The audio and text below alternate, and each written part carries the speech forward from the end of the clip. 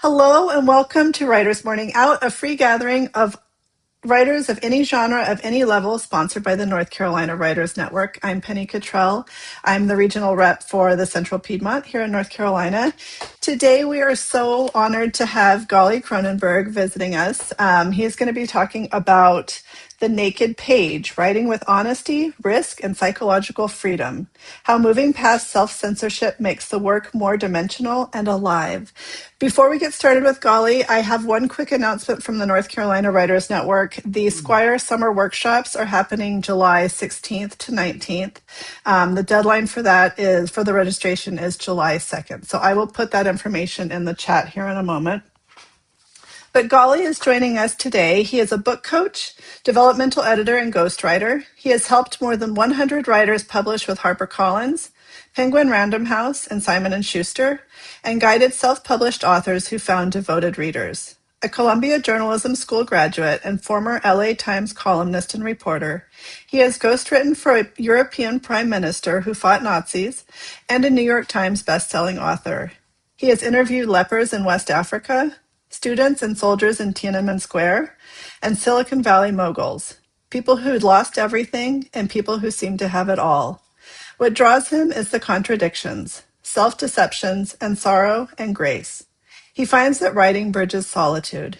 His latest essay about ping pong, love, and deportation, a terrible combination he knows, appeared in the Los Angeles Times. And Gali has a website that I will also put in the chat here. I just ask that if you are not speaking, if you just mute yourself so that we don't have any external noise, and I will go ahead and hand it over to Gali. Welcome. Oh, thank you, Penny. Hey, welcome. Hey, very glad to be here with everyone. I understand this is a room of serious writers, of fiction writers, memoirists, poets, people working across genres, and that many of you have been, reading, writing, publishing, and thinking about craft, for a long time. So I'd like to spend our hour on what for me is the hardest part to get right, putting a living person on the page. And for me, this comes down to a few decisions every writer here already knows: how much to say, how much to leave unsaid, and how to evoke the surface so precisely that the hidden life shows through. And that's what I mean by the naked page. It's not confession, not exposure, not necessarily the most dramatic of material. For me, nakedness here means accuracy, a refusal to blur. It means writing without the protective fog of generality. No euphemism, no comfortable approximation, no inherited language standing in for what you actually see. So two things really: close observation and the courage to tell the truth about what you see. I find this myself. Self-consciousness is one of the enemies of good writing. We perform, we explain too much, we reach for familiar and reflexive stories. We call something a difficult childhood, a complicated marriage, a lonely woman, a beautiful morning. Sometimes those phrases are true, but they're not yet alive. And I think they fail us in two different ways. Some fail because we haven't looked closely enough. That's where attention comes in. Slowing down to observe before we interpret. A coffee cup stops being a coffee cup and becomes heat, weight, impatience, a chipped rim, that the sound it makes when we set it down too hard. So concept before perception, and the writing comes alive. And some fail because we look and we flinch. Like when we say a complicated marriage, it's a phrase we reach for, so we avoid writing the harder, truer sentence underneath it. This is what I mean by where courage comes in. Not just to confess, but to refuse the comfortable version of what we found. The beautiful morning you fail to notice, the thing you never quite let yourself say on the page. So it's, again, close observation and the truth and courage or the courage to tell the truth about what you find. Okay, so attention, I find, gets you to the specific. Courage keeps you from softening it. And I think alive writing needs both. So the life is not only in what you tell us, it is in what you let us see. So, okay, let me give one example. If you take one thing from this hour, I would say render, by that I mean depict, evoke, don't label. Don't name the trait. Build the surface so precisely that the reader begins to see through it. A label is a verdict you hand the reader. The person is anxious, generous, controlling, vain, kind, lonely, brave. A rendered detail is evidence you let the reader weigh. And readers tend to believe the verdicts they reach themselves. Generous fits thousands of people. But a man who never lets the check arrive at the table, who has already settled it quietly with the waiter before anyone can object, begins to feel like one particular man. Maybe he's a man who likes to say the family doesn't keep accounts, but perhaps he kept them. Perhaps he could tell you later to the year the last time you let him pay. So the detail opens the character, and that small act of inference, the reader completing the text, is one of the ways a person begins to feel real. This is true in fiction. I find it true in memoir. I think it's true in poetry, and it's true in essays. The question is always, what visible thing carries the hidden life? And here's where voice enters. To me, voice isn't just style. Voice is the pressure of what a narrator can admit, cannot admit, and almost admits. Sometimes voice reveals character by what it says. Just as often, it reveals character by what it cannot say directly. And I'm not calling this some kind of pathology that we're all hiding. I just think this is what it is to be human, to walk around with all these multiple selves coexisting inside of us. So, okay, enough from me. Let's see how three really accomplished writers address the same problem: how to put the hidden life on the page without explaining it. So after each one of these short examples, listen for the same question. What do we now understand that the writer does not have to explain? Okay, so here's an example from Chekhov, right? In his short story, The Lady with the Dog. He writes this lovely sentence. He had two lives, one open, seen, and known by all who cared to know, and another life running its course in secret. So that line gives us one of the great engines of character: the visible life and the hidden life.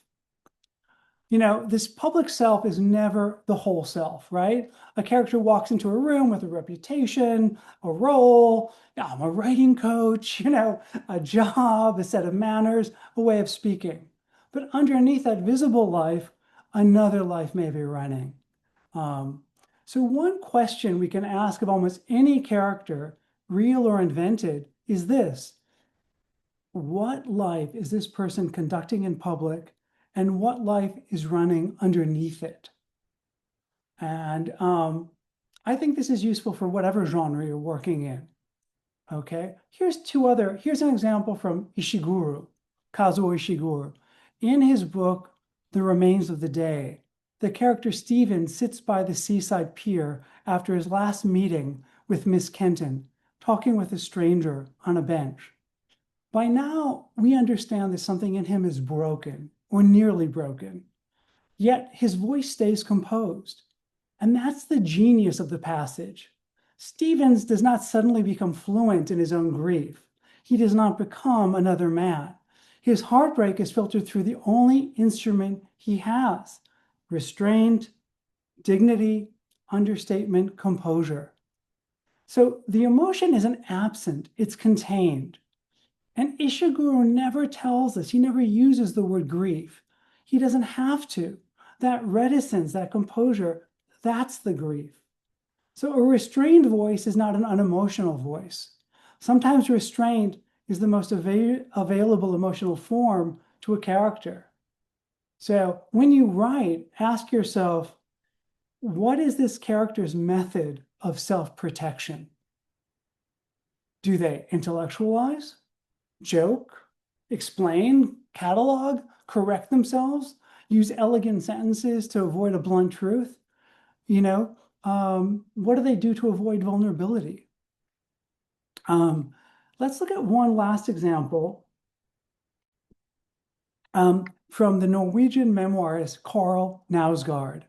This is in a long sequence after his father's death. And the Knausgaard, in the memoir, is cleaning the house, and he comes upon the remnants of his father's life. And a chair is not only a chair. In his writing, it's fabric, wear, cigarette burns, smell, decay, and then memory arrives. The child who once saw that chair, the father who once sat in it. So it's the present ruin and the past intimacy occupying the same object. And to me, this is a brilliant use of detail. The object is not just a symbol, it's simply looked at with such accuracy that time opens inside it. He never tells us he's grieving his father. He shows us a chair, and the grief arrives on its own. This is why the exact physical world matters. The object is not a decoration, it's a door. So none of these authors explain the feeling underneath. Each one trusts you, the reader, to supply it. And that trust is the difference between a character described and a character believed. So now let's just play a little game. We'll have a little fun. No one's obliged to share. We'll just take a few minutes.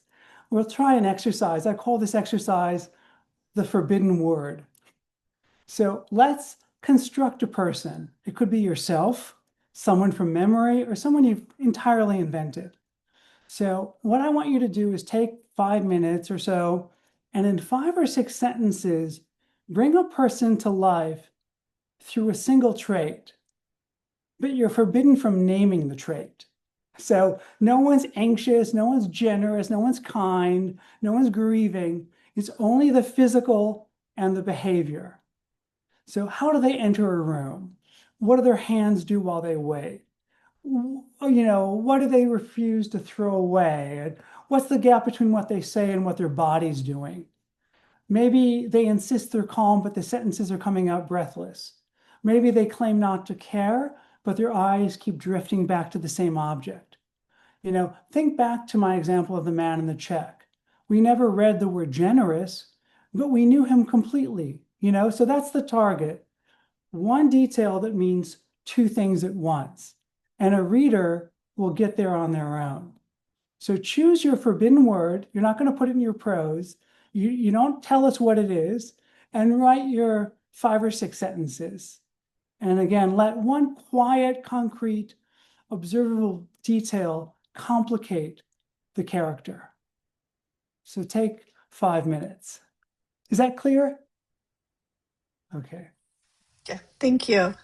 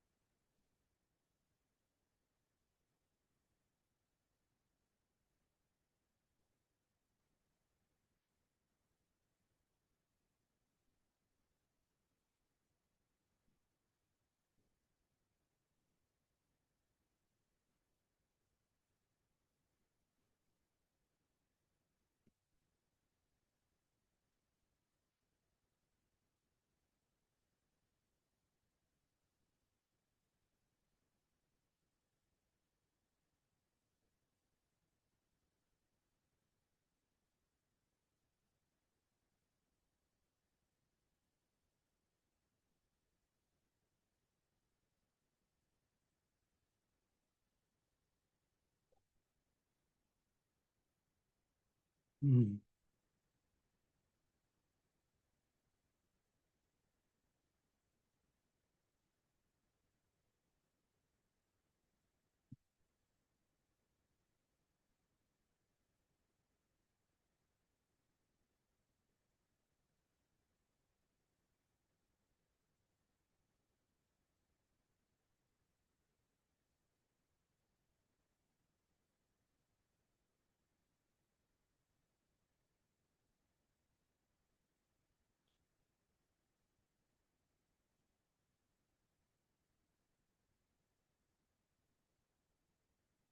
You have another 30 seconds, unless people feel like they could use more time. You can raise your hands. Okay, you're good.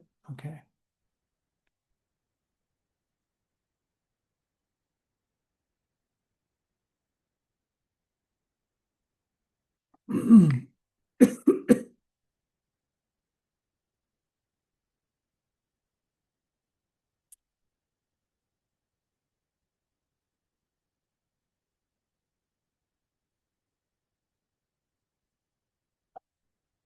So that is it. That's time.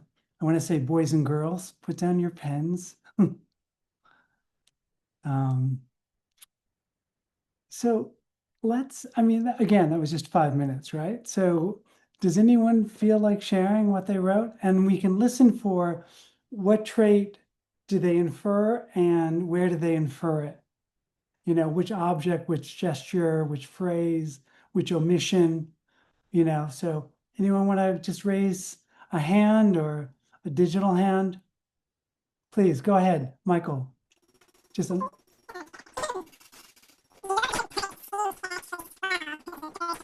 We can't hear. Michael, it's coming out garbled. We For can't some hear. reason, your sound is coming out like a little mouse. Is that any better? Now it is. Yes. Yeah, yeah, yeah, yeah. The organ pipe seemed to actually swell as the dirge-like melody came forth. Deep in his chest, Michael felt a longing for something he could not name.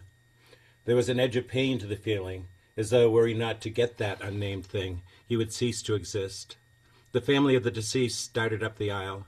Michael caught the eye of his workmate and made a nod of condolence. It was Michael that was crying, though it was his workmate's mother that had passed. Michael wiped the tear from his eyes and pushed the pain back into the secret box in his chest. He squeezed his wife's hand and led her into the aisle. Wow. So moving. Anyone want to respond before me? That was just really gripped me, that secret box of pain in his chest. Beautifully done, Michael. Yeah, really lovely. Um, isn't that so much richer than Michael carried a lot of grief? You know, you know. Uh, thank you. Uh, anyone else want to share?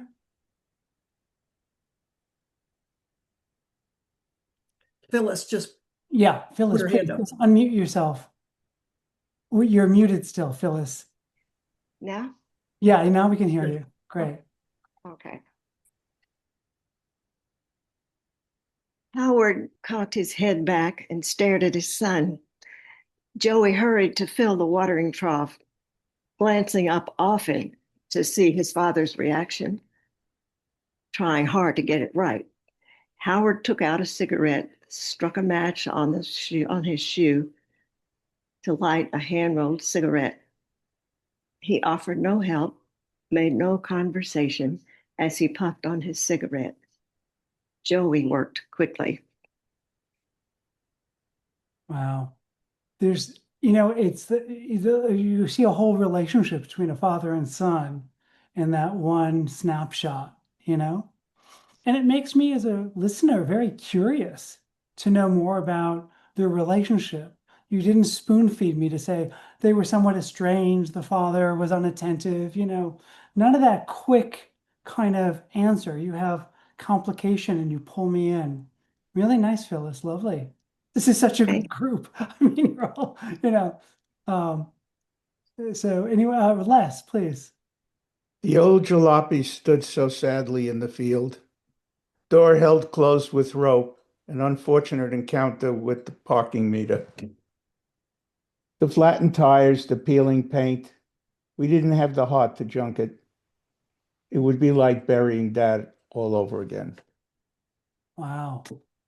What a beautifully chosen, object, right? This dilapidated, jalopy, as a stand-in for, a father's recent passing, you know? Uh, and I like the contrast. I use contrast a lot, especially when I was a journalist and a columnist. The unfortunate encounter with the, parking meter is such a funny kind of little juxtaposition with the grief. Really, really nicely, very skilled. Thank you. And again, I like that for none of you, there's nothing incidental in these things. It's not, I always think there's a million points out there that could enter one's prose, but what has a reveal? What has a tell? Why is it there? Anyone else before we move on? Okay. Okay. What? Yeah, please go on, whoever that was. He entered the break room as if the sound waves of our chatter pushed him backwards. His eyes drifted along the floor, ignoring the soda I offered. I spoke a word of greeting, which he barely acknowledged as he slunk along the wall to an empty chair in the back. When he pulled out his phone, I turned back to everyone else to discuss their day. No one else even noticed he entered. Do you mind reading it again? There was a little bit of echo in your room, so I missed like the first two lines. How about now? Yeah, it's a little better. Yeah. Okay. He entered the break room as if the sound waves of our chatter pushed him backwards. His eyes drifted along the floor, ignoring the soda I offered. I spoke a word of greeting, which he barely acknowledged as he slunk along the wall to an empty chair in the back. When he pulled out his phone, I turned back to everyone else to discuss their day. No one else even noticed he entered.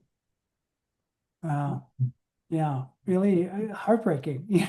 I mean, just the isolation and great verbs. He slunk along the wall. His gaze. It's really interesting how much mannerism can reveal character. You know. Thank you. Very, very nice. Um, uh, Golly, I could do one too. Mine is more please, of an action scene like Jeffrey's is, please. more in that vein. Mine is Mary dropped the keys on the usual table, but they fell to the floor just as the front door slammed. She kicked off her sandals, though one flipped upside down as she tore to the kitchen, where the dog was sitting in its bed, cowering instead of its usual tail wagging welcome home. She slammed her purse on the countertop, and the mail and the newspaper spread, and she uttered a long, husky scream. So something ending like that. Wow. I'm scared. It's Well, I wanted the dog to be the reflection of her. yeah, it's funny. I've really noticed that thing of POV. It's like I learn a lot from every genre. If I'm reading a script, if I'm reading a play or a novel, it's really interesting how people, where's the reaction shot, so you do that well, and again, it's the horror comes just a bit like the last example, or like Les's example, juxtaposed with the mundane, right? Suddenly, it's a great moment for us to be frightened, Nice, very skillful. Um, uh, so you all got it. you know, that's the craft, really. One gesture, one object, one turn of a sentence, and a person becomes more than a single trait. The poet Walt Whitman said it plainly: I am large, I contain multitudes. And so does every character worth believing. Contradictions, nuance, more than any single word can hold. Memoir or fiction, the move is the same. A composed surface and a moment the mask slips. To me, this is where the person comes alive, you know? And, we actually have Are there any questions at this point? If not, we can even do another exercise. I didn't think we'd have time, but let's try one other little thing that I cut this morning thinking we wouldn't have time for it. Okay, so give me 1 second to arrange my screen. Okay, so this one I call the double exposure sentence. So we'll also do it. So one action is visible and one meaning is hidden. So I'll give you an example. This is the setup. It's almost like Mad Libs. You're going to fill in a blank. On the day blank, I blank. I thought it was only about blank, but it was also about blank. Is that clear? Let me put that in the chat so you can see it. And I'll give an example. Let me give an example, and then I think you'll get the idea. On the day we moved my father, into the memory unit, I squared and re-squared the framed photographs on his windowsill. I thought it was only about making the room feel like his, but it was also about needing one thing in that building I could still set right. So let me put that in the chat. We'll see if this flies. I've never tried that. This came to me last night as I was thinking about the workshop. So I'm dropping that into the chat.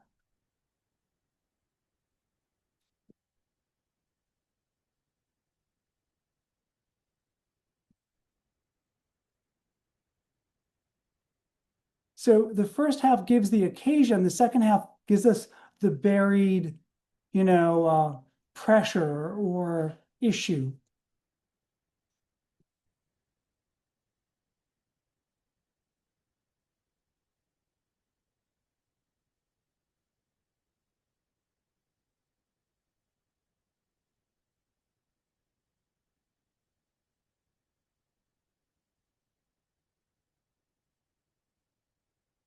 So I'm just going to give you like another 3.5 minutes for this.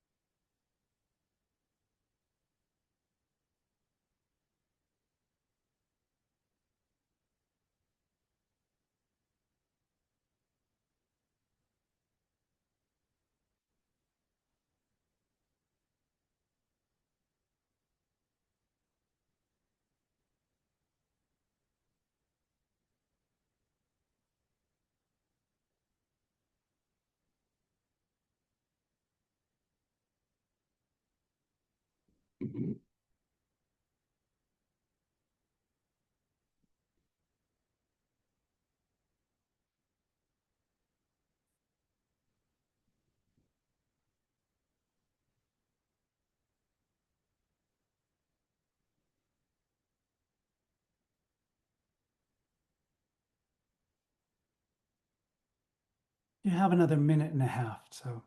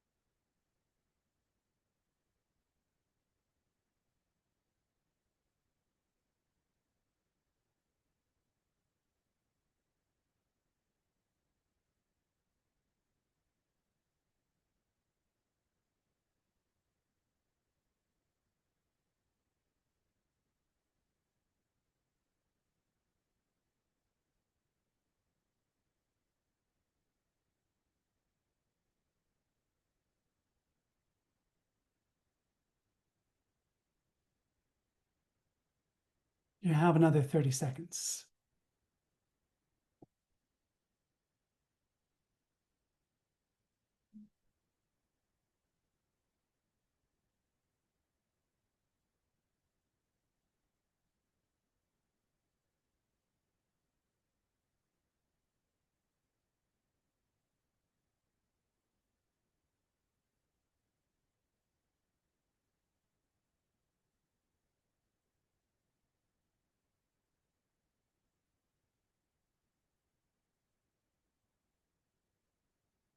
Okay.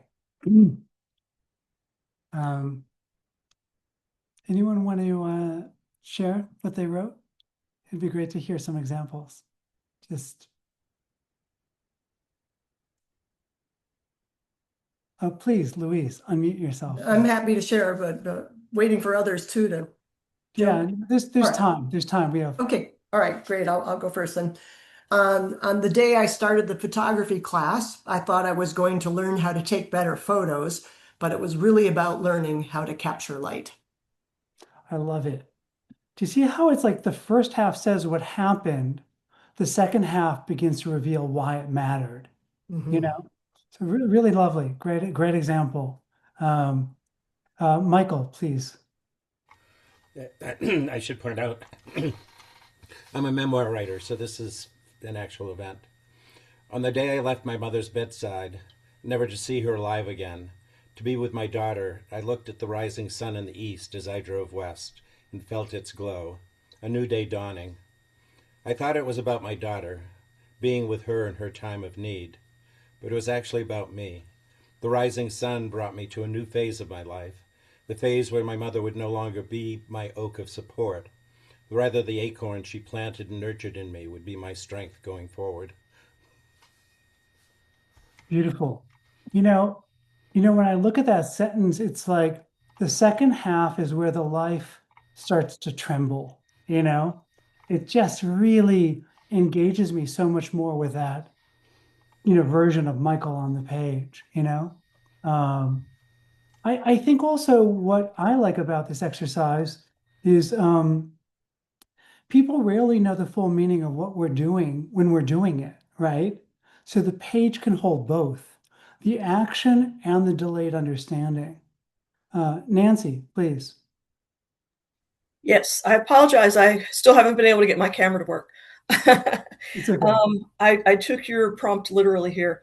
On the day I cut my hair, I asked Isabel to dye it pink too.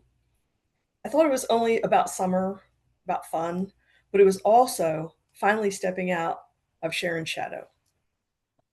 Lovely. Great. Yeah. Again, you get a whole character relationship there, right? Who is this Sharon? What color is her hair? But yeah, really fun. It's really nice. It's really fun hearing all these very distinct voices in the room. You know, I'm sorry, Les, please go on. We have plenty of time. Go on. Unmute, Les. You're still muted. That little. Yeah, I'm sorry. I don't know if I got this right. The photographs lay scattered on the floor, life's frozen seconds. I cannot remember. A sepia youngster looks up at me, a familiarity I view each morning in my shaving mirror. How to arrange them. They leave no clue or context. I align their edges, but the squares don't speak with the rectangles. Um, I can't, oh, the rectangles. I shuffle them. Perhaps I'll make a new past, a new life. Really poetic writing. I mean, I love those lines of life's frozen seconds and the squares don't, was it speak with the rectangles? What a brilliant image of reconciling a life, you know? These disparate moments and behaviors and selves. A lot of psychological depth in that, really appealing. So again, you start with an object and then there's this whole implication. Because when I edit clients' works, it's like, yeah, fascinating action, right? But how did it land? How did it change you, So really nice. Really, these are all great. Anyone else want to go before we move on? Oh, please, Margaret. Unmute Margaret. You're still muted, dear. Click on that little mic, audio mic. Got it. Yeah.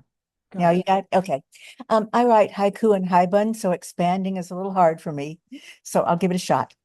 On the day before the wedding, I pulled out the calendar. I thought it was only about making room for the wedding gifts, but it was also about him. And I wasn't really sure whether to go on about, it's hard for me to know whether to add more, but I have a couple of other sentences. Where was he today? Did he remember a year ago? Where we were and what we were doing? I think you got it perfectly. It's like, again, the character is in one room, in one situation, thinking about these wedding gifts. And then it transports her. And it also doesn't just transport her that we have narrative, but there's a mystery brewing about this relationship to the guy she's thinking of, So yeah, I think you got it. And I love haiku. I mean, I really admire people who can, it's like Joan Didion on steroids. You're really taking an X-Acto knife and getting right to the heart. It's like the sutra version of a life, you know. Anyone else before we move on? These are all great and really distinct.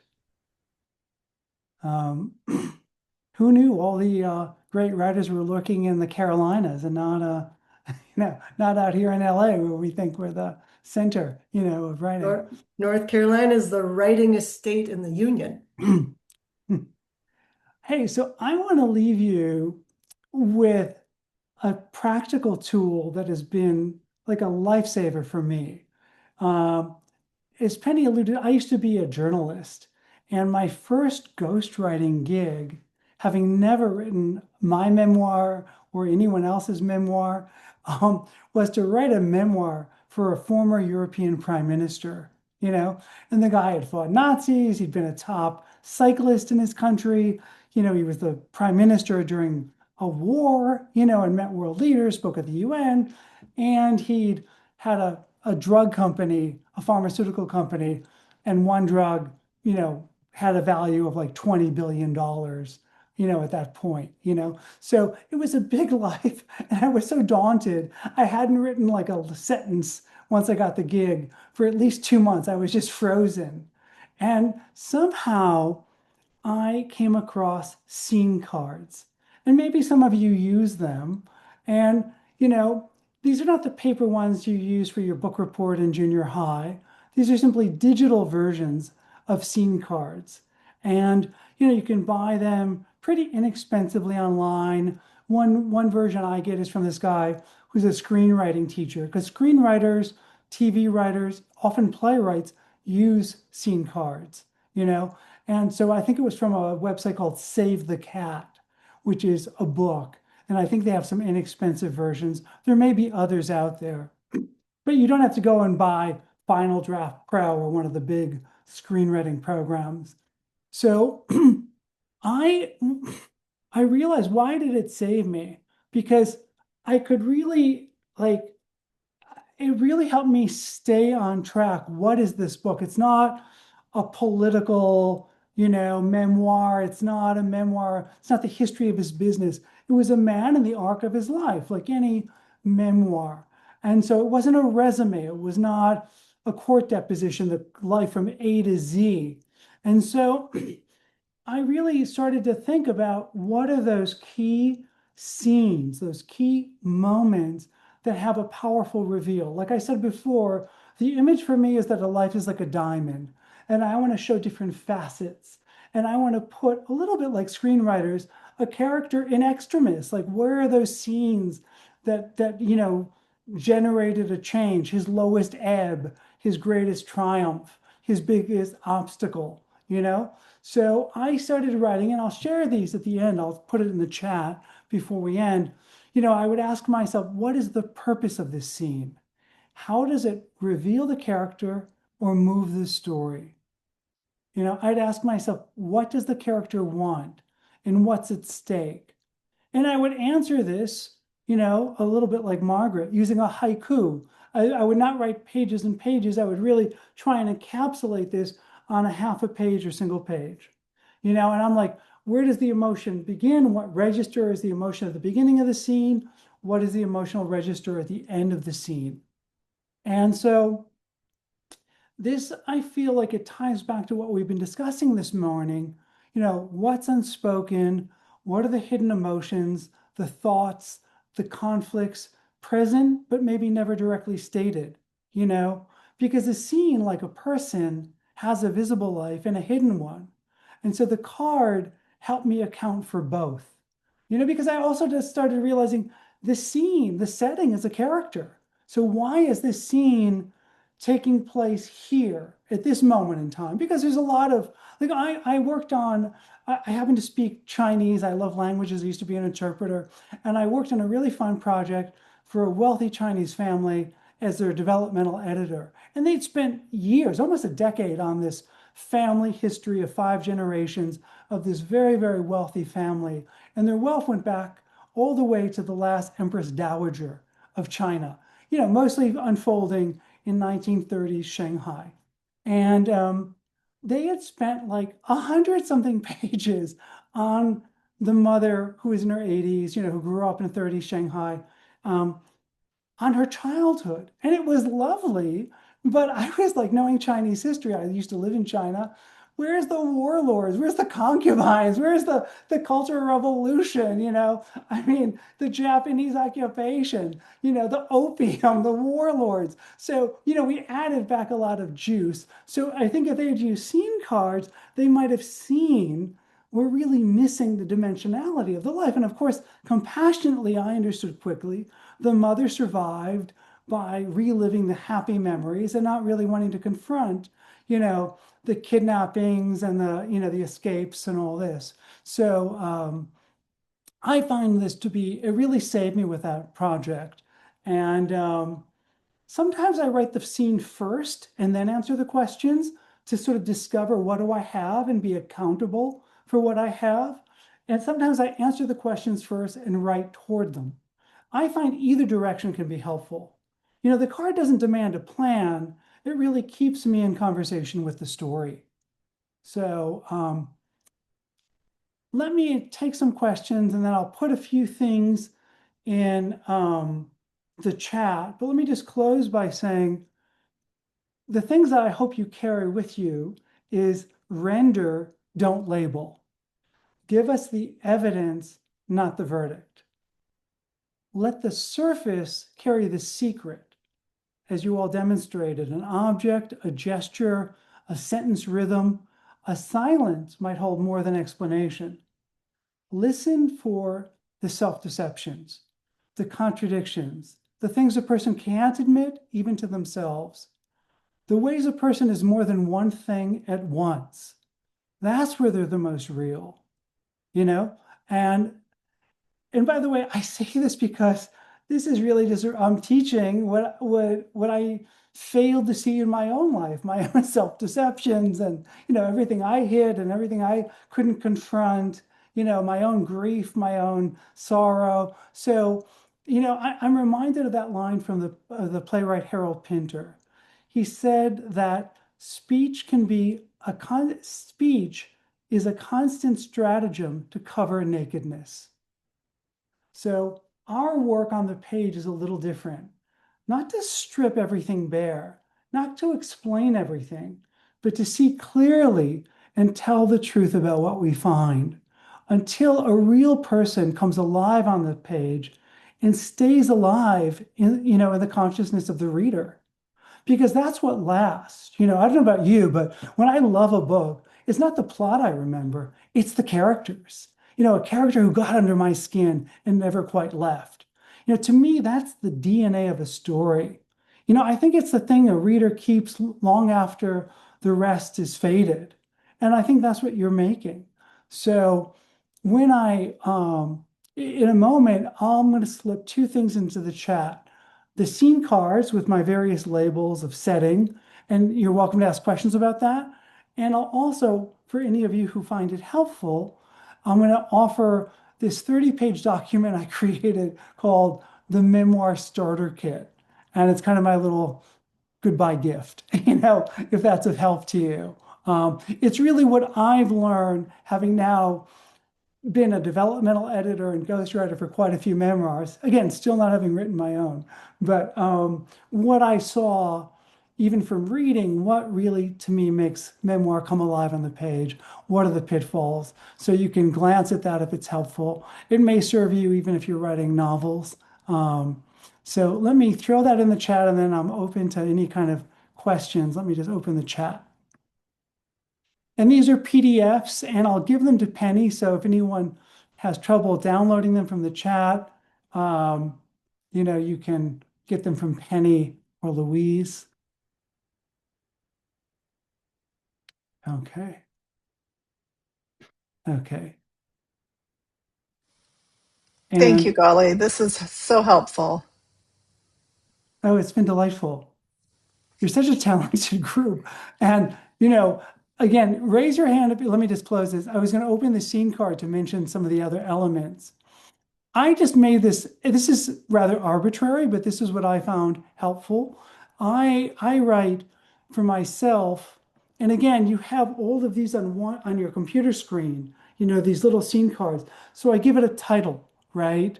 Like I said, the lowest ebb, or the business fall, the business, triumph, the personal triumph, the most bitter betrayal, just so I can see it and shuffle and avoid repeating scenes that keep showing the same facet of the character, And I add, what's the date? What's the time of day? Weather, season, interior, exterior. You can see I'm borrowing a little from screenplay. And I ask myself, and this to me is the number one question: what is the purpose of the scene? How does it reveal the character or advance the story? And I force myself, again, thinking of Margaret, to do it in fewer than 5 sentences. And I ask myself, who are the key characters in this scene? And then, of course, and I know this is all so familiar to all of you, it's just a tool I use to remember these things, is who are the key characters? And of course, what happens in the scene? The action, what stays unspoken, the hidden emotions, the thoughts, the conflicts, and again, I keep that to fewer than 5 sentences. And 2 or 3 of the last things are any sensory details. What sensory experiences matter in the scene? Is it sight? Is it sound? I'm thinking of Louise's piece, it's the dog barking, right? Not wagging its tail, Is it touch? Is it taste? Is it smell? And again, I like to think it helps me, and maybe not all these things are present, but I do ask myself, what's the main conflict or the character's agenda? And I know every screenwriting book would say this, but what does the character want? What's at stake in this scene? And again, this doesn't mean there's a car chase or a bank heist. It just means like, I want to be, loved. I want to be, I want to be acknowledged. I want to like win or crush this person. I forgot who talked about Sharon and dyeing her hair pink, to not be invisible, right? So it's those kind of things. And the last thing is emotional arc. Again, what emotional register begins the seed, scene, and where does it end? So I hope that's of help. Like I said in the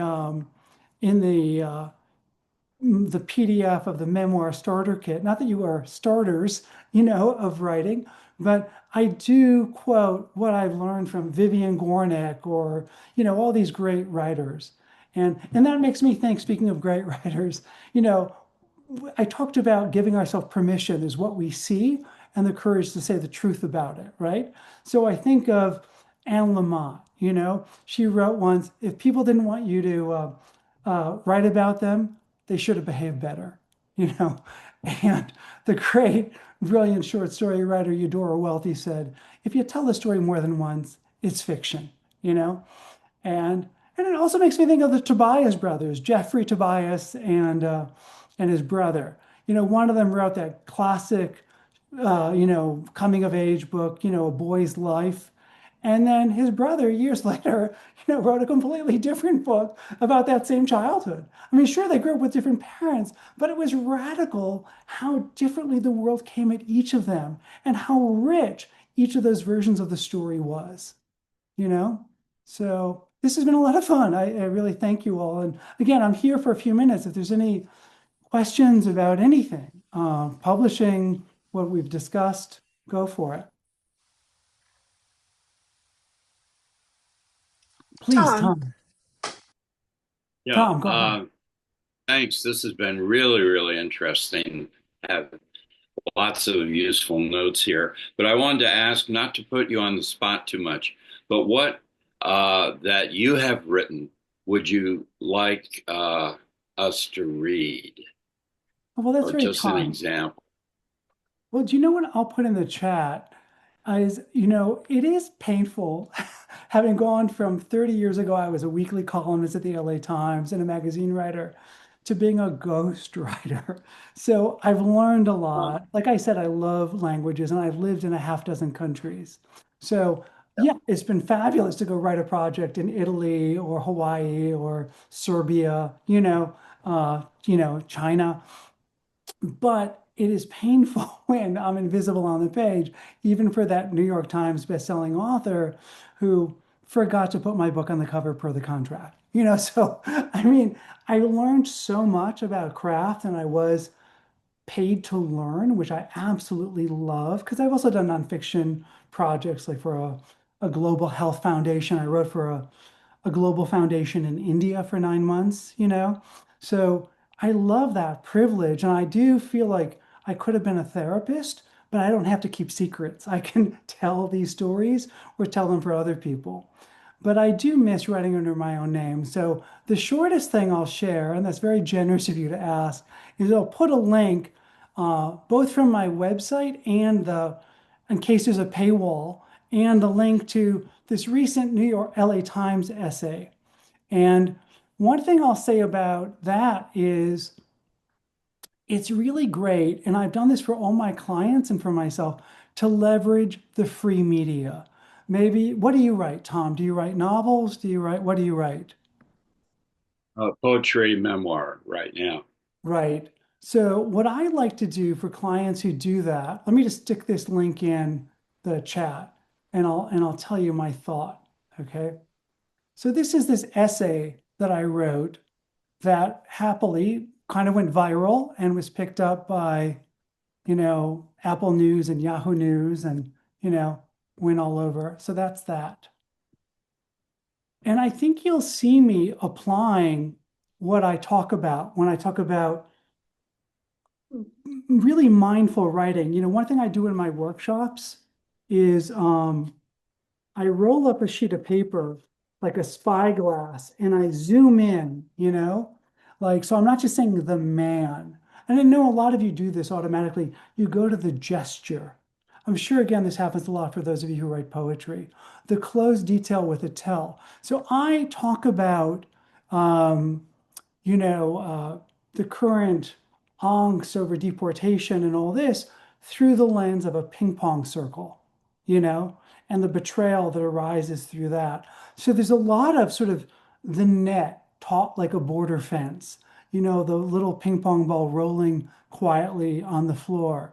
So I really use that close observation. And but what I was going to say is the LA Times and other outlets, they'll because I think it's also a great way to get an agent is, there's so many talented writers out there, and the market is so saturated with traditionally published books, reprints, and then self-published books that one of the greatest obstacles is how does a literary agent find you, you know?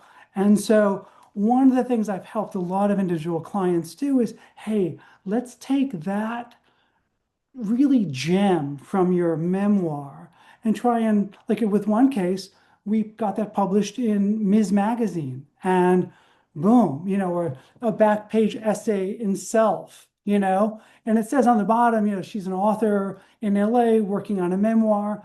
And then again, and even when you do approach a literary agent, you go to say Query Tracker or one of the other websites, and you find an agent who's taking new material of the kind you write.